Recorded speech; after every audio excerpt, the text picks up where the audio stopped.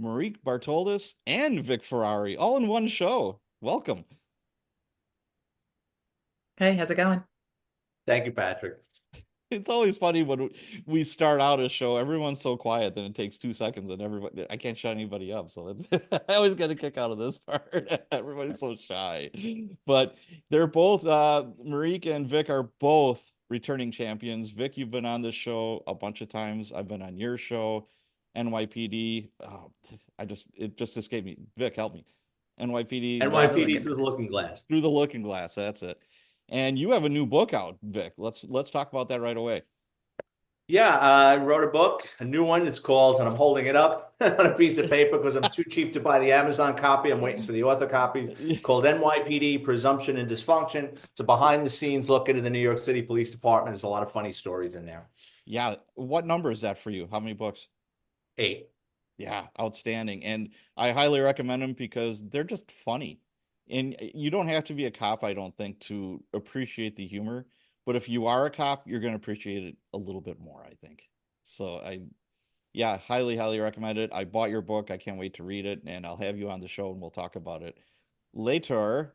Marique, she has a book too. Tell us about that. 20 and Out. It's a compilation of chaos from my 20 years in the New York City Police Department. It's a bunch of short stories and it's sarcastic and humorous. It is both of those and more, I think. I love that book. I'm not just saying that because you're Thank on you. my show, but I really enjoyed it. You have a Thank you. great style of writing that I think is very, how can I put it? Your style of writing is very easily consumed and it's very entertaining, and you just want to keep on reading, both you guys. Thank When you. I'm reading your Your books, check's in the mail. yeah.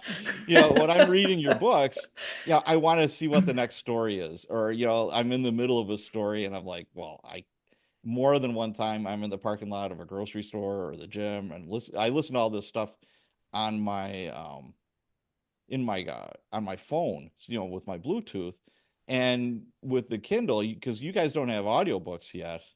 With the Kindle, you can throw it on your Alexa in your Alexa app and it will read it to you. It's kind of a monotone voice, but it's one way to get through a book fairly quick. So that's how I consume your books. That's how I consume almost all of my books if it's not on audio. Otherwise, I just get the audio version. But for Marique, if you up her book, and I'll have the links for these in the show notes, the look on your face on the cover of that book says it all. I absolutely love it. Fed up and exhausted. Yeah, I think Yes. that's all of our experiences by the time we're done with our career. Is Yeah. I've quite had enough, thank you. What, just real quick, Vic, what's the meaning of that front of your cover this time? You have a bunch of guys all squared away, and then you got the one guy that looks like he slept in his uniform and he's all disheveled.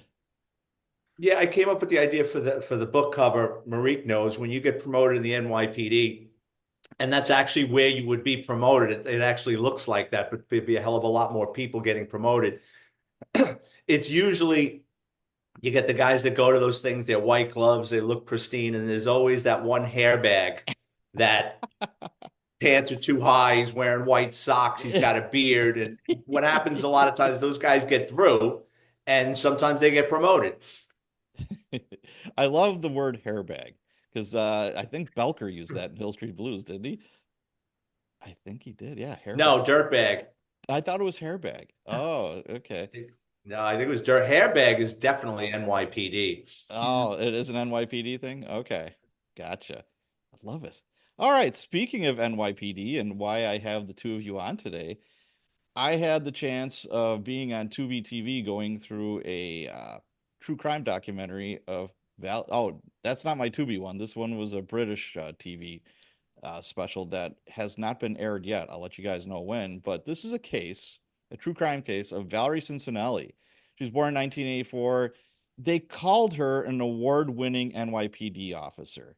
The only award I saw, she had nothing on her badge. Now, you guys obviously know a lot more about this, but whenever you get like any kind of like medal or award or anything like that, some people call it a salad bar. It's up on your with you guys, it's your badge and your nameplate. It's all like on one thing. and she got a award from the Jamaica City Council or the Jamaica Council Rotary for, Club. yeah, Rotary Club, that's what it was, Yeah, for some the kind of Rotary Club. arrest. Yeah. And I was trying to explain to these producers, I'm like, I don't think it's that big of a deal, but they thought it was like earth-breaking and like so awesome. And I'm like, I don't know. I mean, it's always good that a copper gets recognized for their work, but I was like, I was a little befuddled by that. You know, the press was saying she was so, like she was so awesome. And what is that? Do you guys know? Go ahead, Marie. Yeah. So we call it the rack above the shield, right? So you Yeah. gotta there's EPDs, which is like excellent police duty, or MPDs, which is a meritorious police duty. So it depends on what type of stuff that you do, and then you get awarded these medals. So I mean, the pictures that I've seen, I didn't see any of those on her, but she did catch like a bank robber. It seems like in the act, or he was fleeing from the scene or something, so that might have been where that came from. And I think she was actually in like a reserve unit, in the military reserve unit or something, so it wasn't totally like a hairbag situation where it was nothing. But yeah, those medals are usually for like when you do really good arrests, like you arrest something like a robbery pattern, or you get a lot of a really significant gun collar, like above and beyond type of a thing. But there were I mean, Vic will tell you there were some guys who would write it up for, like, if you have a certain amount of suspended licenses, you would write that up if you were like looking Shut if you were up, just really? looking to get something. It's like They must have they didn't. lowered the standard since I retired. Oh Yeah, my they got rid of God. that, but for a while that was, it was like ridiculous. But really, the medals that you get are really for like above and beyond police duty. So, that I didn't see any of that on above the shield, which is where it would be, but it doesn't necessarily mean you didn't get other cop of the month things and stuff like that. Yeah, I think she did Yeah, get cop of and the month. probably Yeah. she got that Rotary. She probably got that Rotary award because, like you said, that bank robbery. So, and probably she was maybe knew somebody in the community. I mean, she was the domestic violence officer, so she probably sat in on a lot of those community affair meetings and stuff. So people knew her. And if she did make that collar, it's like, oh, we've got to give her this award, which and Marique knows it means absolutely nothing. It'll go. They'll write a letter and it'll go into your folder at One Police Plaza, which isn't going to save you if you get charges and Nope, it specifications. It's sure just won't. something that if you put in for something later, so say she put in for a specialized unit or something, and they do what's called a round robin, which is like an interdepartmental background check. They'll pull that folder, your personnel folder, and they'll say, all right, she's got some window dressing to go along with, but that wouldn't negate if you fucked up. That just Right. it's nice to have, but it's not really going to get you anywhere. Marique knows it really doesn't mean anything in the station house. Yeah, I Yeah, read. you're only as good as your last activity report, really. Boy, Is that's no lie. That's no lie. And if you and if you and wind up if you mess up, they don't even care. no, Right. not at all. Yeah, you could have so many medals that they can't see your shirt, and they're just not gonna care all that much. It's just that's Yeah. just the way it is. But I did a little bit of digging in. It was a bank robbery, and she was just happened to be there, kind of thing. And I was thinking to myself, it's like, well, I caught a bank robber. I mean, it was super non like cool because the die pack exploded and he's walking down the street like nothing's going on. And we get a description of the bank robber. And most of these guys are mopes that are down on their luck. They're drug addicts, they're whatever, and they're looking to make, some money. Most of them are not like some big Hollywood, production. It's usually a note or they just say it's like give me all your money. I mean, yeah, I've had shootings though at bank robberies, some serious ones, but most of the time it's not that big of a deal. I mean, yeah, the FBI isn't going to come running to your scene. And like I said before, I'm driving to this bank robbery. This guy is covered in this neon freaking, it was either green or red. And I stopped him and I said, "Where you going, dude?" And he's like, "Oh, no, yeah, I'm fine. I'm just going to blah, blah, blah." I said, "Any special reason why you're covered in this ink and you have a bank bag in your back pocket?" And I'm just like, "Oh, come on." Yeah. And he just looked at me and I looked at him and he just put his hands behind his back. And yeah, no award for me that day. But as you both know, sometimes this stuff gets political. I don't want to go off on too big of a rant, but I've written people up for running into fires for saving somebody from jumping off a bridge. I've written people up.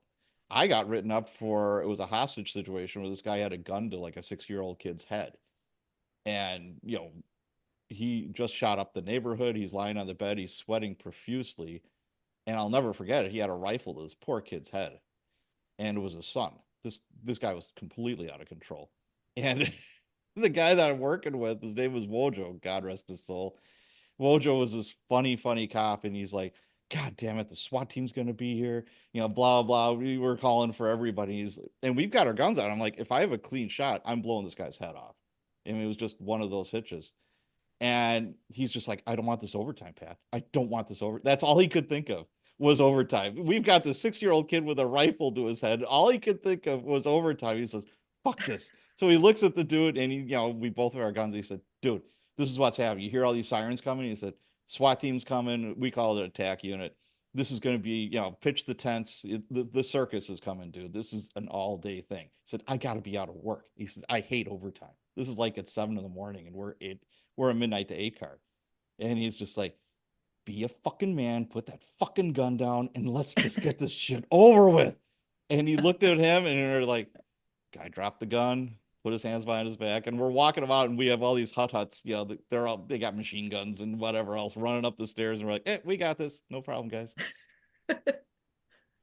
Yeah, I So think Vic can attest to it. Like in the beginning of your career, when you get stuff like that, where you would be written up and stuff, you kind of write it up yourself, but you're all into it and you write up all your big stuff and all your big things that you do. But then like the later you get in the career, it's like, yeah, I yeah, can't be bothered even writing it up. It's like whatever. So like, all the stuff that you probably could have gotten awards for in your last 10 or 5 or 10 years, you don't even bother writing up. It's like, yeah, it's just another Especially day. if you Can I get go home promoted now? to, yeah, especially if Yeah. you yeah, get promoted to detective or sergeant. That's, you just don't do it anymore. It's just kind of a phase you go through when you're a young cop. right. Well, I mean, I some mean, guys will Yeah. write up for everything, but our boss wrote us up, and we get a letter back from the ivory tower saying, it's like, yeah, this doesn't meet the threshold of, blah blah blah.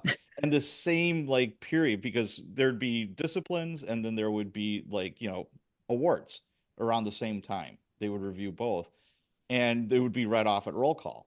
And the same boss wrote up a female cop that he was a little gaga over, for, it was an armed robbery. The license plate was given over the air. She's driving around the hood. She sees the car. She sees the plate. She calls it in. They do a felony traffic stop, and it's a nice arrest, but that's all she did. And she got an award. And I'm like, we had this like legit hostage situation. I mean, and I'm just like, okay. After that day, I'm like, I just really don't care about any of this anymore. It's all political BS. It's all just whatever. But hey, what are you gonna do? So that's Valerie. She had one little award.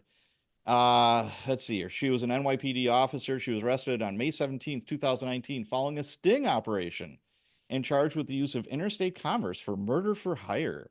Valerie solicited her boyfriend, John Deruba, to hire a hitman to murder his own daughter, and Valerie's, she was still married, husband, Isaiah Caravo. Isaiah and John worked with the FBI, so her husband and her boyfriend worked with the FBI in secret to record conversations and to stage a crime scene photo, which was sent to John by an FBI agent posing as a hitman. In April 2021, the charges were dropped, and Valerie pleaded guilty to one count of obstruction of justice. And the obstruction of justice was, they caught her on the body cam that the boyfriend was wearing. He was all wired up. That she's like, okay, delete all your text messages, delete your emails, because she knew the hammer was dropping, and she was gonna be going down. So that was the only thing they could get her with. So we'll go back a little bit. This Valerie gal, she met her husband. She had a 2-year-old daughter at the time, and this her husband to be, his stepfather was a detective at the same precinct that they worked at. You wouldn't happen to know who that is, I'm guessing, guys. I know that's kind of I fishy. don't. All right. No, All no. right. So it seems like they have a pretty happy marriage, and he says that everything is going great until she got pregnant, and then she had a child with the husband, and she calls him he calls her manipulative. He said she turned into a monster, yada yada. So it's like, okay. So then January of 2017, she meets John. This John guy is 20 years older than her.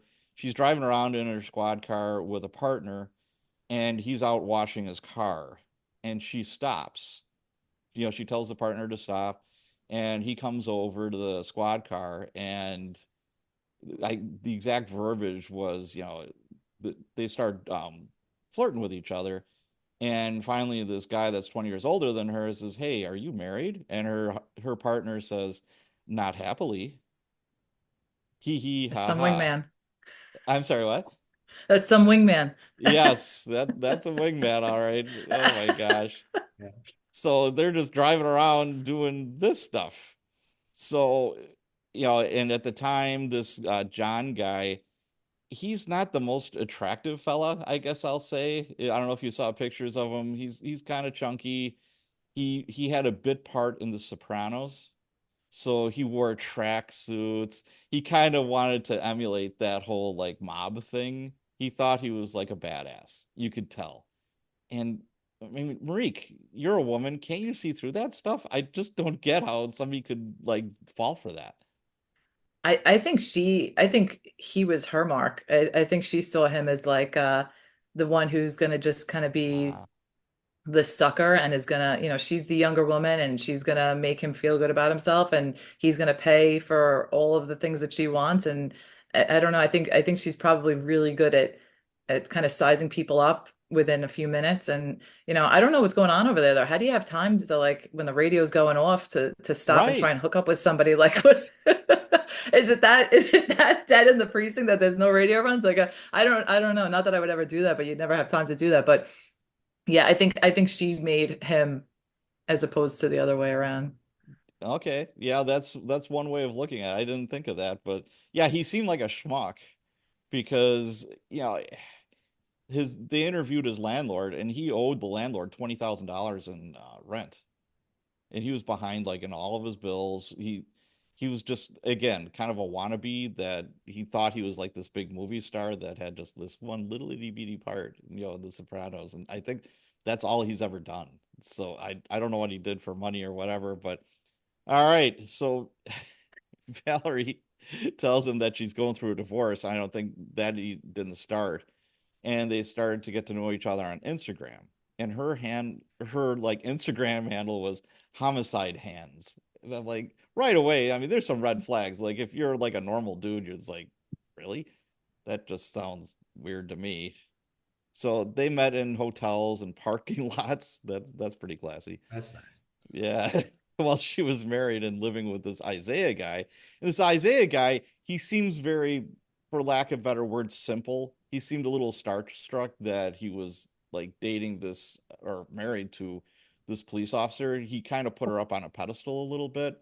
There was quotes in some of the stuff that I read. I mean, he just really admired her. And from what I could tell, he sold fireworks out of the back of his car. He just did like menial like labor jobs. So he was like really impressed that he was like dating this gal.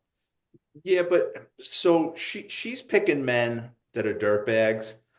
So yeah, Tony Soprano, I get the wife beater, he's washing the car, but the husband. So first of all, you don't just sell fireworks in New York City. Okay, that's organized crime. Fireworks comes into New York through the five families. Really? I did not know that. And- Okay. oh yeah, yeah. You just don't. If you and I went down to in the day, if you and I went down to South Carolina or wherever and picked up a load of fireworks and we were selling it out of a garage somewhere, we're gonna get approached. Really? Where'd you Okay. get this from? And I don't mean the cops. Where'd you Yeah. get this from? And who are you kicking up to?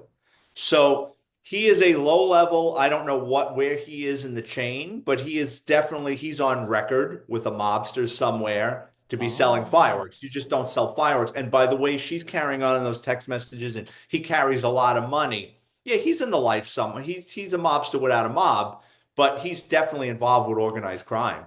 The husband. Oh, okay. Yeah, He's no because victim in this either. He's a dirtbag.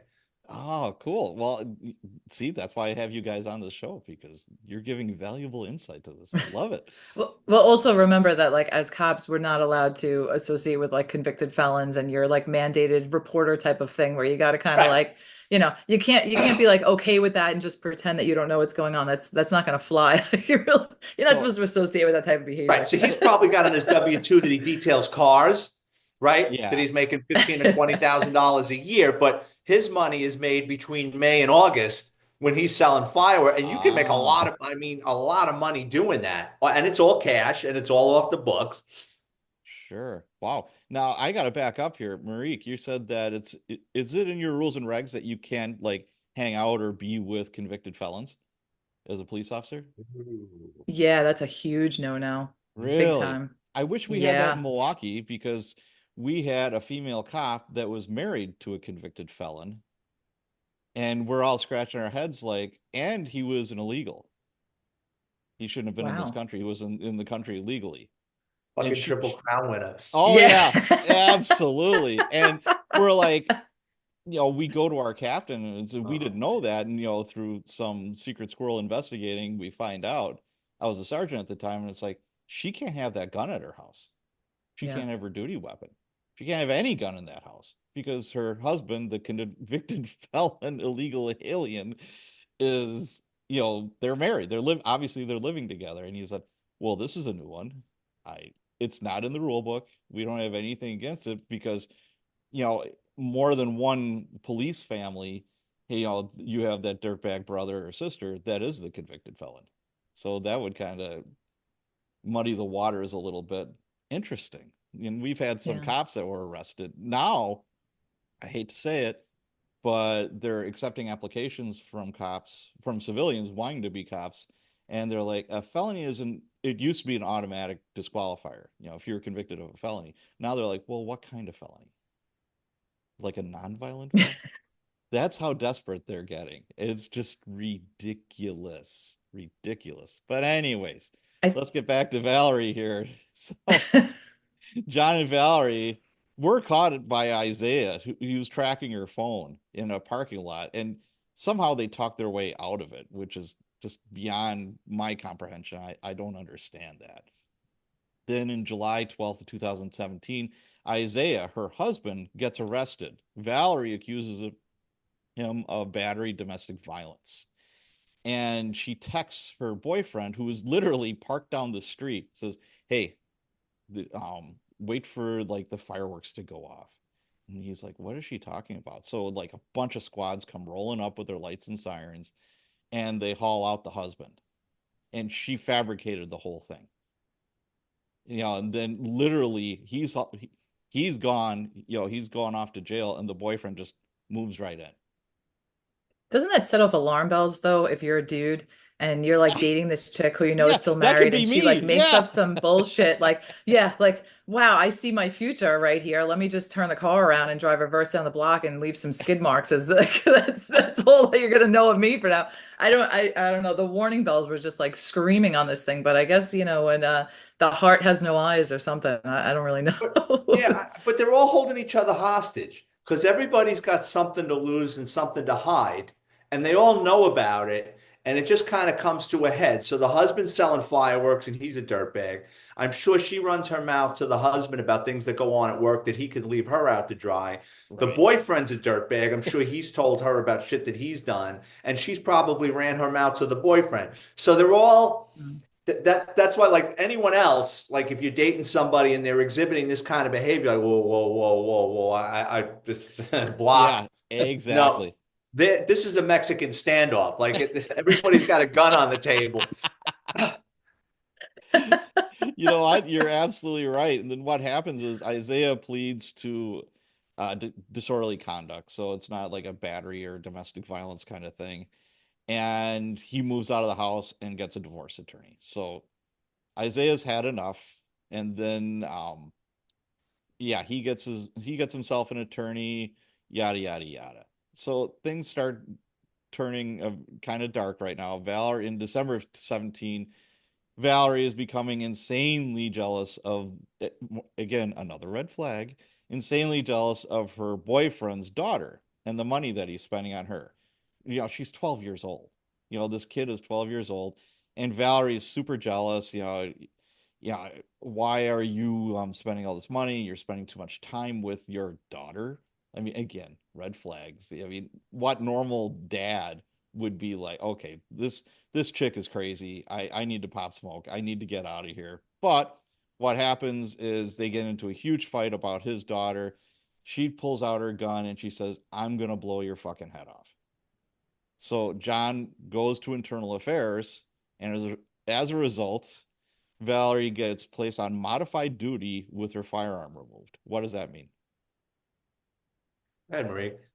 Oh, Yeah. so yeah. So I mean, you menace somebody, right? That would be the crime. So you, while the proceedings are going through, you're modified. So they take your gun and shield basically, and they remove you from wherever you work, and you get put into some kind of unit, like sometimes it's central booking, or in her case, it was the Viper unit, which is basically you're watching the video cameras from like the projects in like this little box room, and you just kind of sit there and watch the cameras and see if like, any crime takes place or whatever and call it in. So they put you in there because it's like the padded room where you can't really do any damage and you're just kind of like A there padded until we room. figure out and sort out what's going on here. Yeah. So, it's not anything that like, I guess because the allegation is there and it's still a court thing, so you can't be fired outright for it.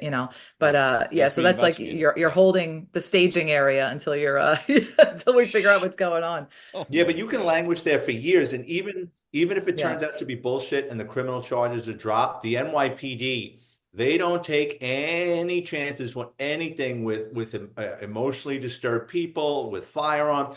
She would not have got. I don't know if she ever got her guns back, but even if you're cleared, they will just you're still getting paid. The way the department looks at it is they're still getting paid, so we didn't punish them that bad, and you could go years without getting your guns back. And if you're close to retirement, they'll just run the clock out on you.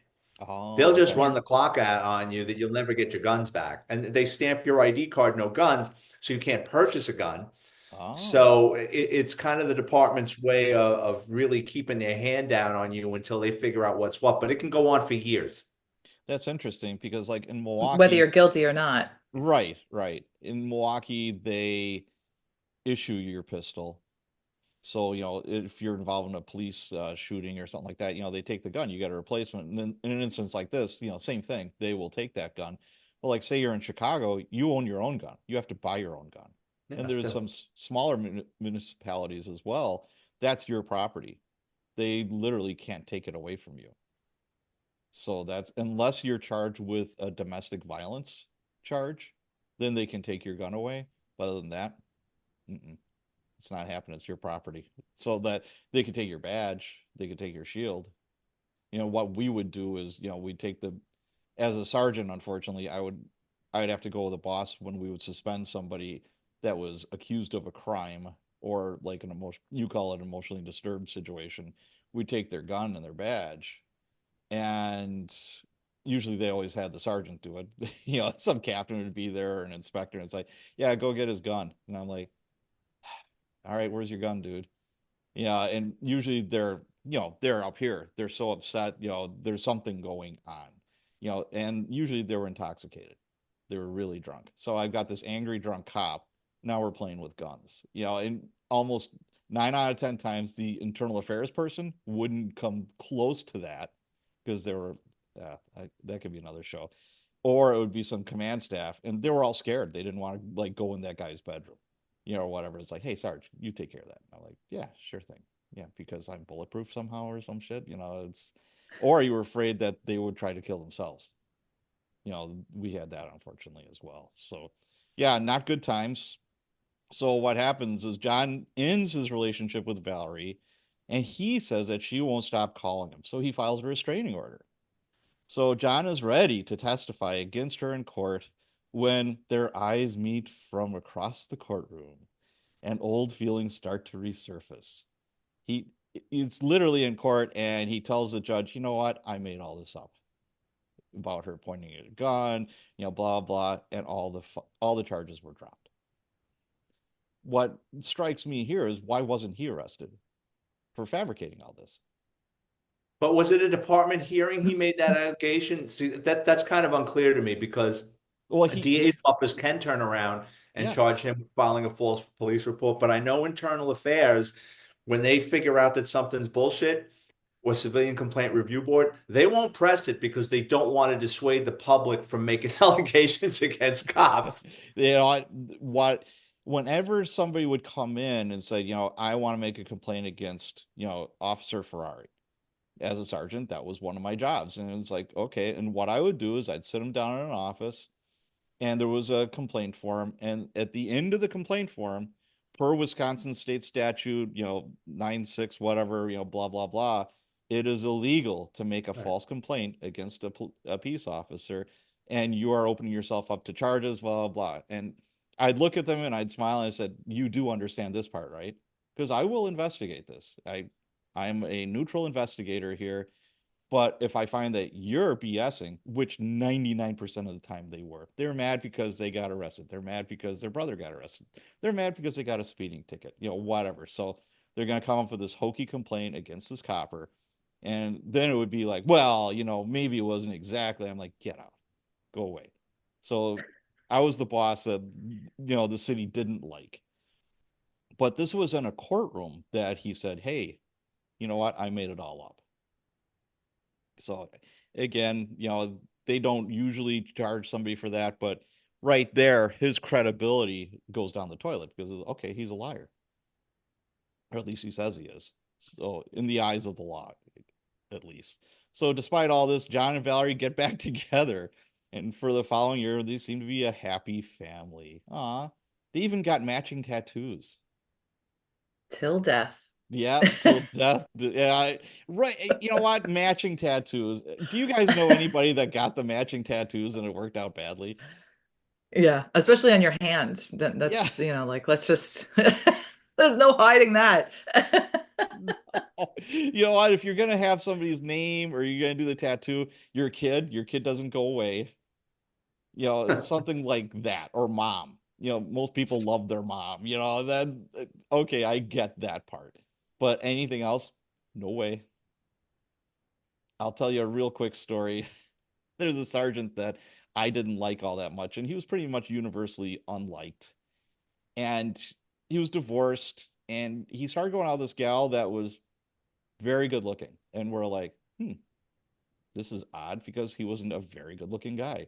He was big into motorcycles, he was a big Harley guy, and he bought her a Harley. So they had matching Harleys. He was only dating her for like 2 or 3 months. And we're all looking at each other like, we know where this is going. So he bought her a Harley. He bought her all the gear to go with it, the cool jacket. I mean, anybody I've got a Harley, none of that stuff is cheap. Once you put HD on anything, the price goes whoop, way up. It's quality stuff, but it's expensive. So again, this is some chick that he's hooked up with for like 2 or 3 months. They have matching Harleys. He's buying her all these expensive presents. And I see him at the gym that I go to with her, and he's paying for her gym membership. And I'm like, I've never seen him in here. He did not look like he worked out. Let's just say that. But she did. I'm like, well, this is interesting. And of course, I never saw them, after they signed up, which is usually what happens with a gym membership. And everyone started laughing. And I'm like, what's so funny? Well, we saw him, at like a beach picture of him and his girlfriend. And I'm like, oh, well, okay. They got matching tattoos. He's got her name from shoulder blade to shoulder blade on his back. And I'm like, come on. They're like, it takes up like half his freaking back. And I'm like, we all know what's gonna happen now. Everybody knows what's gonna happen. So of course she dumps him. And now he's got some weird tribal thing over her name. And it's like, oh my God, how stupid. This is a guy that's fairly intelligent, but when it came to women, he was just a dummy. But Yeah, you don't want to brand yourself with a potential other person, right? We're yeah. not we're not cattle. Like, always make sure it's something removable. Cattle. It's Right. like Yellowstone. You get the brand. If you want to put a Oh, death knell in your relationship, get matching tattoos or a name, and you yeah, can guarantee the end of the relationship within about 6 weeks. absolutely. Oh my gosh. So this turns into a murder for hire now. Early 2019, Valerie suffered a shoulder injury, after being attacked by an inmate that needs surgery. She recovers in bed for 3 weeks while taking lots of strong medication. During this time, Valerie learns that Isaiah will likely get some of her police pension from the divorce. I gotta stop right there because I went through a divorce. It's like, yeah, duh. Whoever, like what you were saying, Vic, who makes the most amount of money, especially on the books? He's making the bulk of his money, cash that he's not reporting, Well, obviously. that would in New York too. He's got a case that she was unfaithful to him because he caught her in the car with, Tony Pepperoni. So he's gonna make some money off of her Well, and forever. they had a kid too, so she's going to wind up paying Mhm. him child support, and they split up when the kid was only like 2 or 3 years old. So she had a long stretch of potential child support there. And then, of course, her pension. And I'm thinking to myself, what, she's just thinking about that now? If you're thinking about getting divorced and you're a cop, that's one of the things that pops in your head immediately because you see these sad sacks that, they're on wife 3 or 4 or 5 or whatever, and they don't have two pennies to rub together because they're paying so much money in child support, alimony, and all this other stuff. So that is a consideration. So I don't know where she's getting that from. She So strikes me as, I mean, I've never met her, but it kind of strikes me as like she's used to getting, getting, getting. And the yeah, minute Yeah. that it doesn't occur to her, maybe that she would have to eventually give because on paper he's not making as much as she is. So I don't agree with that whole thing. I think that's ridiculous. Just split it and call it a day and take care of the kid. But yeah, I don't think it even occurred to her like you might have to pay somebody else instead of just getting the gifts from all these guys that are just, right. worshiping her. I don't understand that. And when I was a newer cop, and I don't know about you guys, I was really naive. And I thought, well, cops don't get arrested. Cops don't do anything wrong. I really thought that until I was at the city jail with a female. At that point in time, if you had a female arrest, you had to take them down to the city jail. I had a prostitute with like a couple of crack rocks and a pipe and blah, blah, blah. And I'm waiting in line. I see this female officer that I worked with. She was on a different shift. And I'm like, hey, Jane, or I'm not going to use her real name. And she didn't say anything. Usually she was really jovial. And I thought she was like on some plain clothes assignment because she works special cars. She was wearing jeans and a t-shirt. And she just had this look of just like, oh, shit. And I'm like, oh. And then I see two IAD sergeants walking behind her. She was getting booked. And I'm like, so of course he was like, okay, what happened? She got drunk. She had a really bad temper, and she started lobbing rounds over the boyfriend's head while he was laying in bed. And this is like in an apartment building, so everybody's calling the cops. It's like I think there's a cop that lives in that apartment, and I think we hear gunfire. So the cops are coming there to rescue. Right. What they think is a potential like gun battle, and it's a drunk cop with a gun that she thought her boyfriend was cheating on her. So, you know, obviously you get your gun out and just start popping rounds over his head. So, again, I was just naive. I just thought that there's no way that stuff happens. And then my eyes were open pretty quick. I'm just like, all right, whatever. So this Valerie finds out that, hey, this divorce is going to cost me some money. So she tells John that Isaiah has a go-to. John puts it down as medication, but she doesn't drop it. Valerie adds that John's daughter is to be on the hit list as because of her obsession and jealousy towards this boyfriend's daughter. So John decides to call her bluff and tells Valerie he found a hitman for 7 grand, hoping that the price will put her off the idea.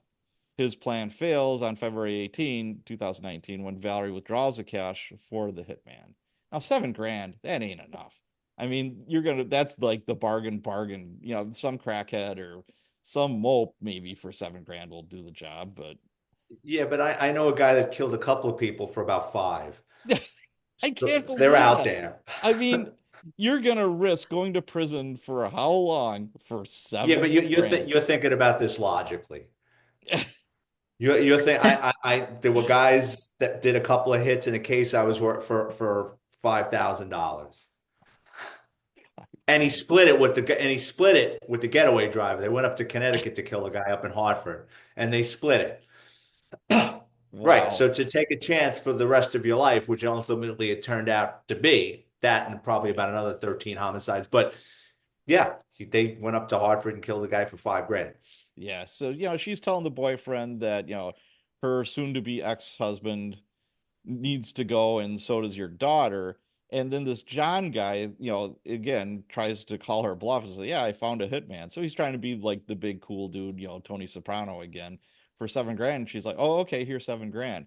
So that might be one of the big holes in the case that the feds had against her.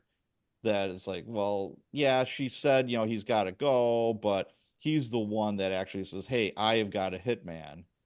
She still gave him 7 grand, but I don't think this was on the wire per se. This is what they were saying. So it's kind of like he said, she said. And again, this guy isn't exactly a sterling witness or victim in any of this. And we could get into a little bit later about how he robbed a jewelry store while all this was going on to buy her an engagement ring. He goes, I don't know where it was in New York, but he goes into a jewelry store, gets a $70,000 engagement ring. 70. That's wow. That's a big engagement ring. And says, you know what? I've got a gun, but I'll be back later and I'll pay for this. You're just gonna have to take my word for it. So he's, and of course it's all on video because I would imagine, Vic, we talked about this one time. There's a certain part of New York that has a lot of these like jewelry stores, right? The Diamond District. Diamond District, Yeah. Canal Street. And of course they're going to have video cameras everywhere, I would imagine, and all kinds of security. I would. When he got arrested for that robbery of the jewelry store, that was before um setting up this murder for hire plot, right? Yes. Yep. So So he used that as leverage. yeah, he was on the So hook for this well, felony. yeah, but so he gets locked up for this. Now, what I find interesting, and I don't know where he got arrested, but somehow he got out. And from what I researched on him, he didn't do federal time and he No. didn't serve time in New York State. That doesn't mean he doesn't have a record in New Jersey. That doesn't mean he's been arrested in other places, never served jail time. But he's no stranger to danger. He gets arrested for this jewelry robbery to get her a ring. And I think what winds up happening is she's wearing out her welcome with him. Yeah. He's got this case pending, and he says to himself, you know what? Instead of going to jail for the robbery, Yep. I can kill two birds with one stone. I can get this crazy bitch out of my life, and they'll make this robbery case go away. That, in my opinion, he's a con artist, and that's what they do. It's Right. if I can do this, I get that because it just seemed the murder plot comes after he gets busted for getting her the ring. Right. So yeah, that I think that's where that goes. So, according to, like CNN and I think it was Dateline, John grows fearful that she might get tired of waiting and source her own hitman and who would follow through with the murder. So 3 months later, he contacts the FBI, this John guy, like we were saying. So John continues to entertain Valerie's crazy fantasies, and they get matching tattoos on their hand. We talked about that till death. I love that. But May 8th of 2019, John informs Valerie that the hitman will carry out the murders over the weekend. Valerie is worried how suspicious it will look if both these people are killed on the same weekend or the same day. So he says, you know what? Why don't you wait on the daughter? Killed my husband first. And then Valerie uses social media to check John's daughter's location. Valerie states that she has nothing to worry about as she will be at home when the murders are carried out, and berates John for worrying too much. I guess he's turning into a worry wart about this. So she questions John why he can't carry out the murders himself. So she's like, you know what? Let's cut out the middleman here. Why do we need a hitman? Why don't you just do it? So May 13, 2019, John tells Valerie that the hitman is at her estranged husband's place of work and is requesting information about Isaiah's car.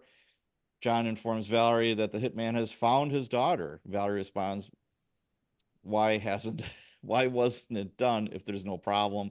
John explains the hitman doesn't want to kill her near a school.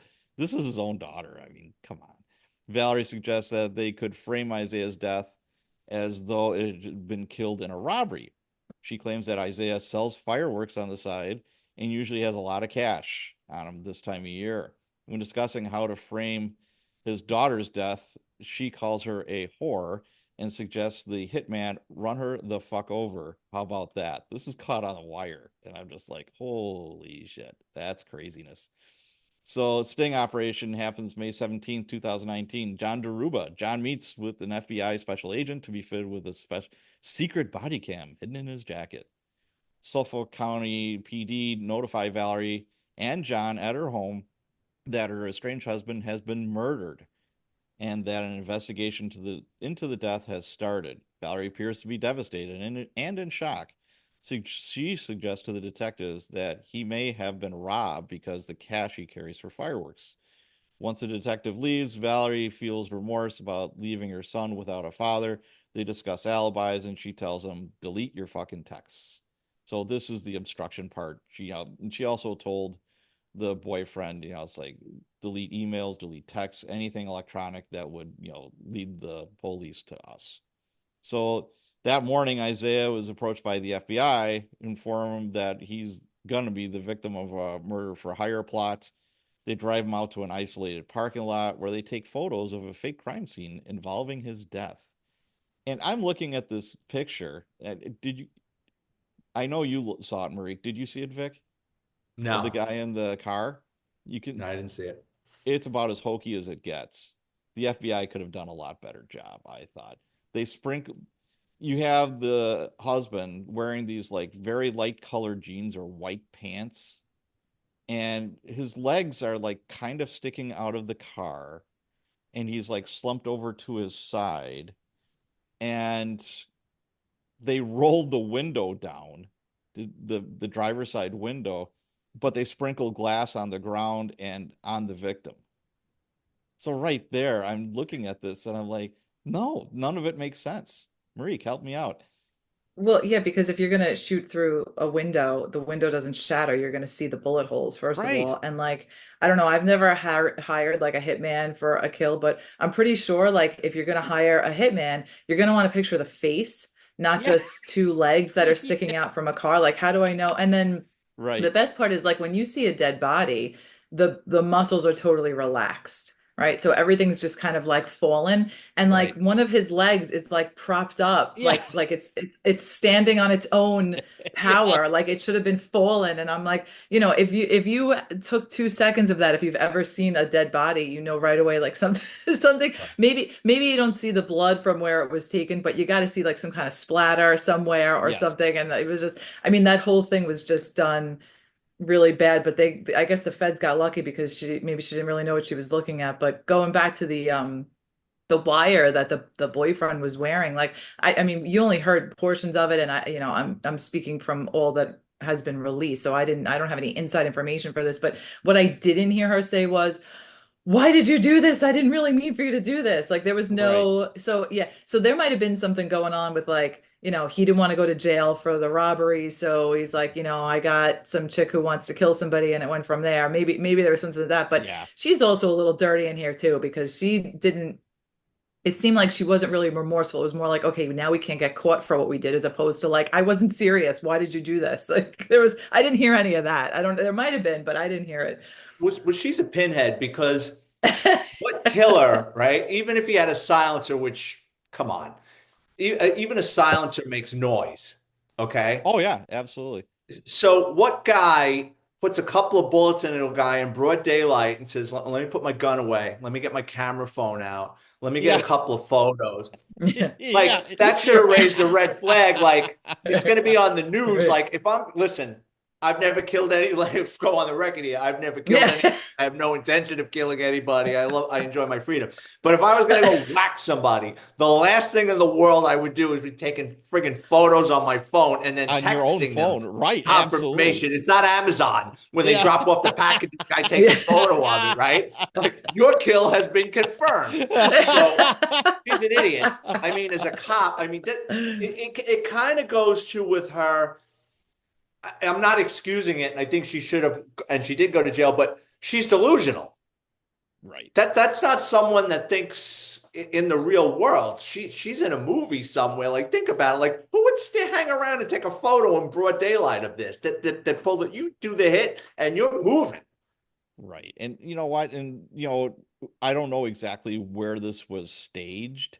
It's like, why would he be out there? Why, these are all like cop questions. If you're a cop and you've been on the street for a while, it's like, what's the first thing you're going to do? You're going to start questioning stuff. And it's like, this, it didn't add up. Again, I looked at this picture and I'm like, no, and the FBI, it could have been somebody that's worked financial crimes his entire or her entire career. And maybe they got this case and it's like, hey, let's stage a crime. And they probably never saw a dead body before or like, somebody that was murdered. I mean, I remember one time I went to a murder of a guy in a car and he was slouched. He had the window down because he was smoking a cigarette and he caught one right behind the ear. It was like an old mob hit.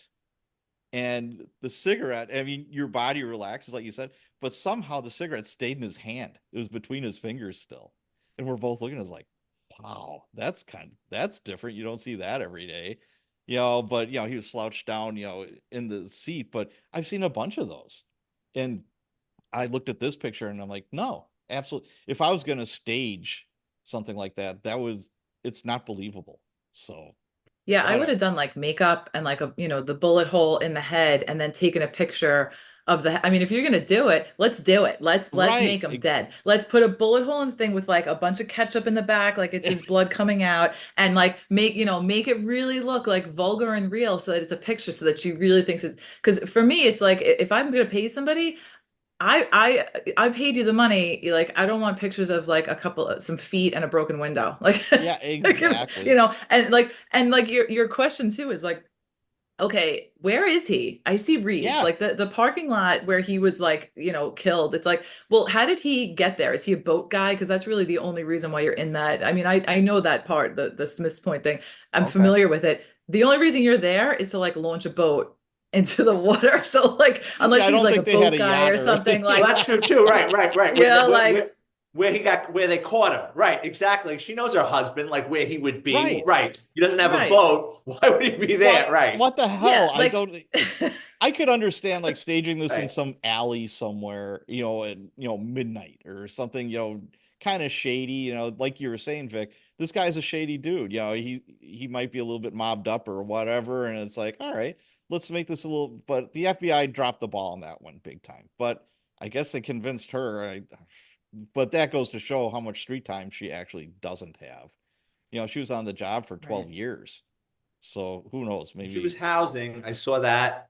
So she was housing for a while, and I don't know how long she went. She probably rolled over and then became a city cop. Well, no, now it's one big happy family. You can No, yeah.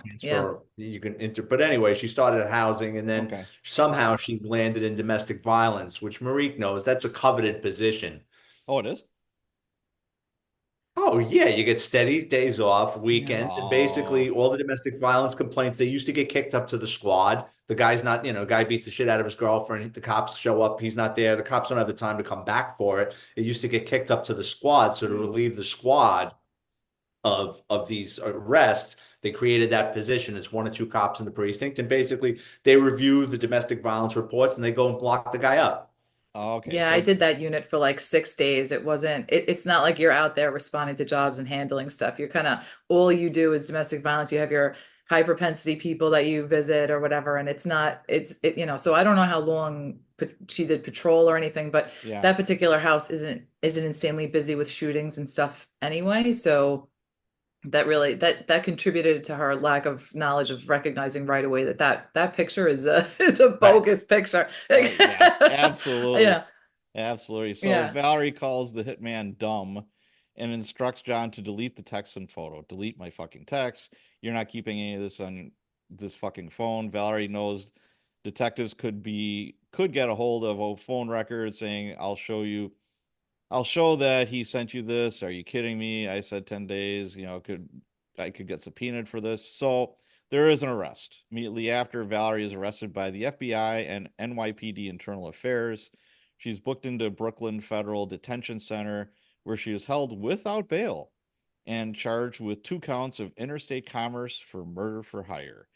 That's March of 2021. She resigns from the NYPD. And they have a picture of her getting arrested. That's pretty comical to look on her face. It just, oh my God. They always get the worst picture. God. But Well, who takes a good arrest photo? yeah, that's true. Yeah, it's not, but they have her like up against the wall, like cuffing her and stuff, and she's got that look about her. Like, oh shit. So, yeah, and while all this is going on, the press is talking to her dad is a homicide detective. So she's a legacy cop. Her dad's a homicide detective, and unfortunately, her brother joined the FBI. He was a Wall Street guy. I just found this out last night. I was digging into some stuff. He was a Wall Street guy, and then he joined the FBI. He was highly educated, and he knew the financial stuff, so he went into financial crimes. And then while all this is going on, he blows his brains out. He kills himself. Her brother killed himself? Yeah. Oh Oh, gosh. So just terrible. So I don't know if it's because of this or who knows what's going didn't on in help. somebody's life, but Yeah. I'm sure it didn't The help. the And it, collateral damage from oh, her insanity and jealousy. I mean, the kids, like, and then this, it's just horrible. well, how are any of those kids going to grow up normal? There's no way. Sell fireworks. What'd you say, Vic? They could sell fireworks. Oh! Yeah. No, but seriously, I saw when that story broke, I remember the news camped out in front of her father's house, and I felt bad for the old man because Yeah, you could just tell he looked like he got punched in the head. He was like, "This didn't happen. This is my daughter. There's no way." And I get it. You know what I mean? As a parent, he's hearing this for the first time with the news trucks parked outside his house, and I really felt bad for the guy. Yeah, you don't want to admit that about your kid, but sometimes you got to look at the facts and right. I don't know Well, that the videos don't lie. yeah, absolutely. So Valerie's defense was she denied, the claims made against her by this John Deruba guy, and they argue that she never would have followed through with this.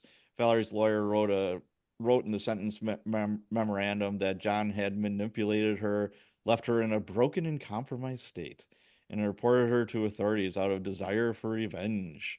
He believes that John is the real villain and that he pushed her to say these things and do these things on these recordings. So that's pretty bogus. And then this Isaiah guy, her husband, every time they interview him, he's just crying. And like you said before, Vic, he seems like a mope. He seems like a loser. And I don't feel sorry for him too much, because he's a criminal himself. Yeah, I mean, there's no winners in this. No, there really isn't. There Who really see isn't. the boyfriend seems to walk between the raindrops. I kind of find that interesting. I also wonder what happened. Well, obviously we know nothing happened with that jewelry store robbery. So there Right. was a deal cut. I wonder if he was an asset with a federal agency. Was he an informant with a federal agency? Did he have a working relationship at one time? Because his first reaction wasn't to call the NYPD up about this, it was to call the feds. That kind of screams to me that maybe he's been an asset before and nothing happens to him. Right. But the FBI does love investigating cops. So That's, yeah.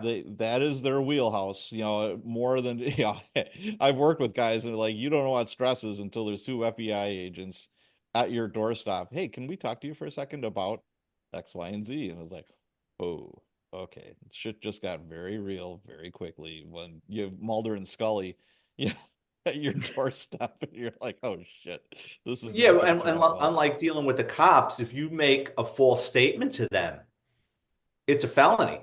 Yeah. So basically, it's like lying to your parents. If and they don't even have to read you Miranda. Right. If can you're in your front yard, can I talk to you? And you say you lie to them, or they say that you lied to them. Yep. That's a felony. Yeah, that's no joke. So, I think, this the boyfriend, I tried to find an arrest record and it looked like he was arrested for larceny, but it didn't look like a felony a couple years before all this stuff kicked off. And I don't know what the particulars were of that. So, Valerie apologizes in court. She's being held where she was being held. Is that a federal lockup? Oh yeah, Yeah, it's it's a Yeah. federal. it's a warehouse. Marie knows where it is. So it's in the asshole out way out in Brooklyn. It was the Brooklyn Piers back in the day, and it's Okay. this tremendous warehouse that was abandoned for decades that they've turned into basically this fortress where they warehouse criminals. It used to be so if you got locked up in the federal system and you didn't make bail, you would be in what's called MDC, Metropolitan Correctional, what Metropolitan? Detention center.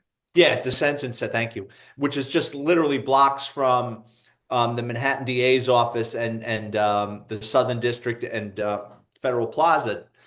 But it's gotten so big that they created this warehouse out in Brooklyn where they'll warehouse people pending trial. Okay, that makes sense. So, yeah, what happens October 29, 2021, as a part of Valerie's plea deal, prosecutors dismissed the 2 counts of murder for hire. Instead, Valerie pled guilty to 1 count of obstruction for justice. That's for deleting the text messages and telling John to delete his, and received a 4-year sentence in federal prison. She already served 30 months in prison at that time, so it looks like she just got released, and that was the end of it. So the defense believes the lack of evidence and that she gave John the money is why the charges were dropped.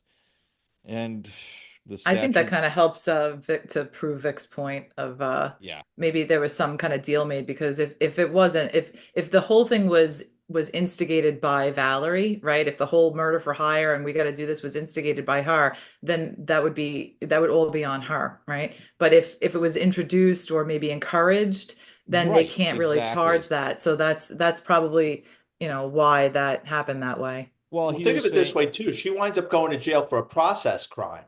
right? Because and I'm not absolving her of anything. If you charge her with the homicide and you let the chips fall where they may, and in federal court, the odds of a conviction are much higher. They've got like a yeah, 90 something percent conviction rate because things like hearsay can be admitted in evidence, which would never make it into state court. But she ultimately got convicted for telling him, delete those text messages now. Well, he could have told her to fuck off. You know what I mean? He right. he did. So she ultimately went to jail for a process crime. Yeah, it just the way I look at it is first off, the boyfriend most likely had something to do with the feds, like you were saying before. He's trying to save his own skin. There's no doubt about that. He's not some criminal mastermind, that's for sure. Nobody here probably has an IQ, larger than my shoe size. That's what my guess is. It's kind of pathetic and pitiful all at the same time. And it was like, yeah, I gave him 7,000, but at the end of the day, she said that he said that, hey, I'm going to call her bluff. It was his idea to get. I know a guy, I know a hitman. So it's it wasn't airtight. So I can understand why this it kind of unraveled the way it did. But she certainly did encourage it. Like, Oh yeah, you she said it didn't say, last "Oh, weekend. You please said it don't the do weekend this." Yeah, before. When are you going to yeah, do this? What's going on? We got to yep, separate the time period between the deaths so they don't link it together. Like she, yeah, she was not like a innocent little Mary sitting in the corner there, like no, unknowing what's going on. She But, was but you definitely wonder part who and planted parcel. that. But you wonder who planted that seed. There you go. You wonder who planted that seed. You wonder. I wonder after that jewelry store robbery. They're laying in bed one day, not text messages, not email, not a phone call, but they're laying in bed one day, and he turns to her and says, he's got this case hanging over him where it's a robbery yep, and the ring is worth 60 or whatever it was. He's going to 70 grand, jail. yeah, Things would be a lot better if so and so wasn't around. Yeah, I yep, guess so. And he knows she's an EDP. And now he starts playing her like a baby grand. yeah. Not text her. He's smart enough not to leave it and just keeps pissing, putting that out there until she finally bites. I'm not saying she's innocent in all this. I think she's an EDP, but I think she was, my opinion, I think she was manipulated. Yeah, I think there was a little bit of they all served a purpose. Yeah. Oh, yeah. They all served a purpose where, yeah, she enjoyed the accolades. I'm sure she enjoyed the attention from her husband.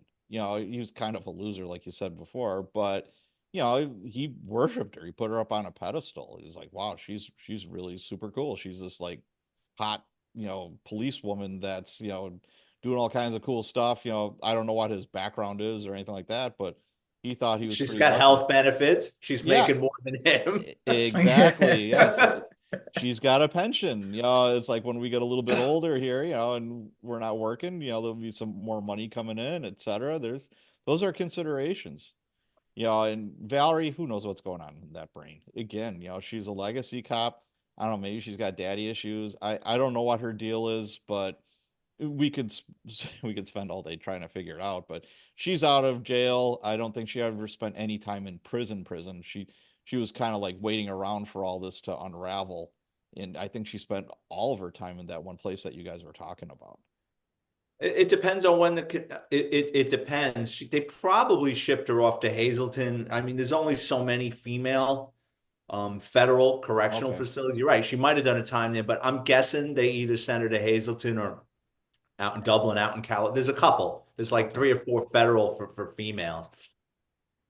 Gotcha.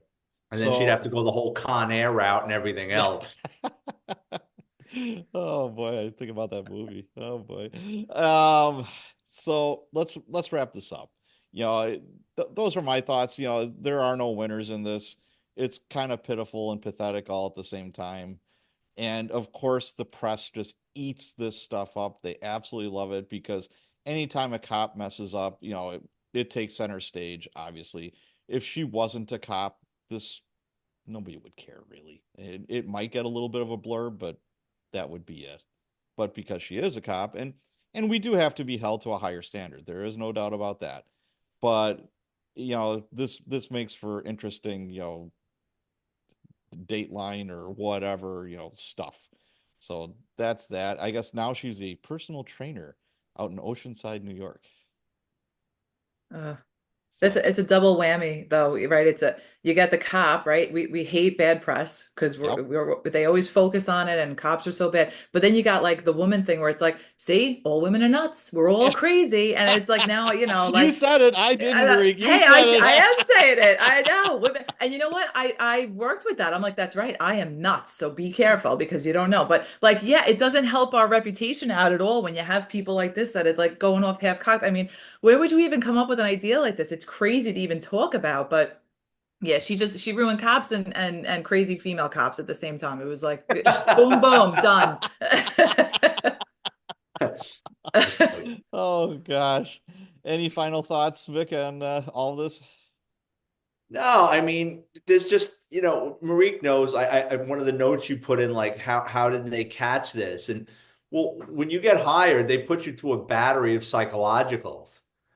And if you have any common sense whatsoever, I mean, even at 21 years old, I knew what they were looking for reading the psychology. It's the same, that Minnesota aptitude test. It's the same questions, same 10 or 15 questions, just worded differently 500 times. I remember, and Marique, you came on after me, but so there was that test. Then we had to draw a man, a house, and a tree. And What? I can't draw worth a lick. So I was figuring they're going to think I'm Charles Manson. But my friend came on the job a year before me, and he told me draw a big inviting house, no locks on the doors, open windows, draw a tree with flowers and birds, and then draw a guy. I drew this guy with a big shit-eating grin, the best I could do. And I remember I got called out to left rack, and there was like 30 recruits in this room, and I made sure I took a seat by one of the doors and wanted to hear what they were talking about in there. And people were coming and going, and I was close to one of the last ones being called. And I remember specifically two of the psychologists talking about someone else's drawing. And I remember her saying something like, look how small his man is. He's got absolutely no self-esteem. And I'm like, because my guy was like big shitting, and I can't draw. It has He's like nothing. I just can't Godzilla. draw. But I remember those tests, and I just remember, if you have any common sense. But then I remember watching someone say that people that are crazy don't realize this. Right. So Right. they get through. Marique knows. I worked with a guy that went bad that I never would have guessed in a million years. So you just never know what's going on between someone's ears. Well, that time too, I think was the $25,000 beginning salary. I think she was hired in the like 2005 to 9 or something. The starting salary was like 25 grand. So That's it? the NYPD was taking whoever they could get. Like you 25 said grand. earlier, like yeah, that was it. Like I got a call during that time of like they have investigators assigned to the applicants or whatever. So I got a Yeah. call and they were like, "Well, we have that you arrested this guy. It was just for weed, but did he All give the you a hard time. time?" And I'm like, "Why are you calling me about your applicant processing? Why are you calling me about this?" Well, he put in to be a cop in the NYPD and Yeah. he does have this arrest, and I'm like, "I got to work with a guy that I locked up. This is Yeah. this is the barrel that we're pulling out of." But so there's also that, like, yeah, there's the psychological test and everything. And like, don't put the hole in the tree. Like, don't put the squirrel's house in the tree and all that. Like, the little cheat things to like not be like that shows something's wrong with you, which is ridiculous. I don't even understand what that means. But yeah, so you had those psychological tests that you could kind of figure out the answer to, but then also they kind of had to pick who they got because nobody was applying for the job because the starting salary was like so low. It's like poverty level. Wow. I had no idea it was that low. For a city like New York City, I mean, you have to make more than the average bear just to like live there. I mean, Well, that's they bang crazy. you at both ends because what they do is they don't pay you anything up front, and then when you retire, they squeeze you out with your health benefits. Oh, you don't have Yeah. health insurance? Oh, we do, but they're basically just whittling it away on us. Oh, okay, okay, okay. God, Yeah, that's they sell out the new classes, and you just hope that you get in the good tier. So, like Vic and I are of the 20 year, like 20 years, and you get your pension and retire. They yeah. upped it to like 25. So you have to do at Oh, least like 22 and a half, but it's really 25 in order to retire with a pension. So, the older guys, they kind of you got away with it, but the newer guys, just every year, it's like Vic said, it whittles away and they screw you. yeah. My son is a firefighter, and in Wisconsin, the thing or the trend is for no pension, not no pensions, excuse me, no health care after you retire. That's like the big thing. Like there are departments that are hiring police and fire that it's like, sorry, you don't get health care. Sorry, after you retire. Yeah, we're very lucky, I have to say. We really I So am I. appreciate the NYPD because we're very blessed that we were able to get that. But yeah, I don't envy that. Well, you're gonna have to work forever, at least till Yeah. you're 65. Until you go on Medicare. So you're gonna have to find like a job at UPS or FedEx or somewhere that has health insurance because paying out of pocket is insane. It's crazy expensive. So yeah, Yeah, there's that. especially if you move out of New York City because our healthcare is pretty much really, it's covered. It's like the universal plan, everybody takes Mhm. it, but once you move out of state, it's like few and far between. But going back to the detention center, a very quick funny story. I when you had like internal affairs and you got busted or something, it's like, there's always the rumor of like you disappear and you get taken to a warehouse. So I had a buddy of mine one time tell us this story, and he's like, we're just sitting in the car driving around, just looking for trouble. And he's like, listen, just out of nowhere. He goes, just listen. He goes, if you ever get taken by internal affairs and you find yourself in a warehouse, he's like, ask to go to the bathroom. And we're like, what are you talking about? And he goes, well, go to the bathroom, right? And they have to let you use the bathroom. So you go in the bathroom and you bash your head into the mirror so that you cut your head open. And then they have to take you to the hospital, give you medical treatment. So that's where you can escape because they're kidnapping you. And I'm like, and I'm looking at him like, first of all, where do you come up with this idea? And secondly, like, how do you know about IAB Well, they kidnapping do. people? Like, what is going on? Yeah, but see, the thing is, in OCCB, a lot of my bosses came from there because they got hijacked when they would try to get back into organized crime. Right. IAB has a seat at the table during the round robin interviews, so I knew a couple of bosses, and good guys that got hijacked there. They do have a place where they take you. It's over in Long Island City. Really? There's absolutely a place where they'll snatch you off the street and bring you to Long Island. So your friend's right. I don't know about Yeah. bashing your head in a mirror. Yeah, he just took it to the next level, but it was hilarious that so just in case you ever find yourself in that situation, that's your out to get out of there. But All right. Well, let's start wrapping this up. I just wanted to say thank you, Vic and Marique, my favorite NYPD detectives. You guys rock. I really appreciate you guys coming on the show. And Vic, I'll start with you. Where can people find out more about you and your books? Where do they Sure, go? just go to Amazon.com, type in my name, Vic Ferrari, like the call, where you can preview all my NYPD books for free. They're $10 paperback, $2.99 ebook download. And my podcast is NYPD Through the Looking Glass Podcast. It's available on YouTube and wherever else you find podcasts. And one more time, the name of your latest book that you just released. NYPD Presumption and Dysfunction. Very good. Marique, same thing. Where do people go to hunt you down? I mean, find your books. Yeah. Yeah. I don't have any podcasts, but you can get Okay. my book 20 and Out on Amazon, hardcover, paperback, and Kindle. Thanks again for having me on. I had a great time with you as always. And Vic, it's so good to see you too. Take care. All right. Thanks a lot, guys.